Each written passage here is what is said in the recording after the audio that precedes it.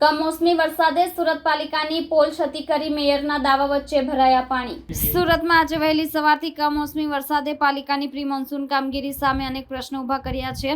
આજે સવારે પડેલા વરસાદના કારણે શહેરના મોરાભાગળ, ડભોલી સહિતના અનેક મુખ્ય રોડ પર વરસાદી પાણીનો ભરાવો થયો હોવાથી લોકોને નોકરી ધંધે જનારા લોકો માટે મુશ્કેલી ઊભી થઈ હતી।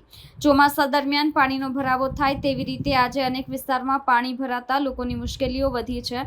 મેયરે થોડા દિવસ અગાઉ કરેલા દાવા પર પાણી ફરી વળ્યા હોય તેમ ઠેર ઠેર પાણી ભરાયા છે।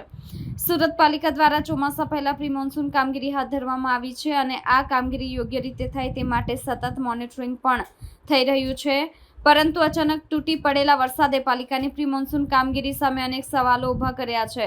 પ્રી મોન્સૂન કામગીરીની સમીક્ષા દરમિયાન આ વર્ષે કોઈ જગ્યાએ પાણીનો ભરાવો ન થાય તેવો દાવો કરવામાં આવતો હતો, પરંતુ મોરાભાગળ, ચાર રસ્તા, ડભોલી, હરિદર્શન, ખાંચો સહિત શહેરના અનેક રોડ પર પાણીનો ભરાવો થયો છે, જેના કારણે વહેલી સવારે નોકરી ધંધે નીકળેલા લોકોની હાલત કફોડી થઈ હતી।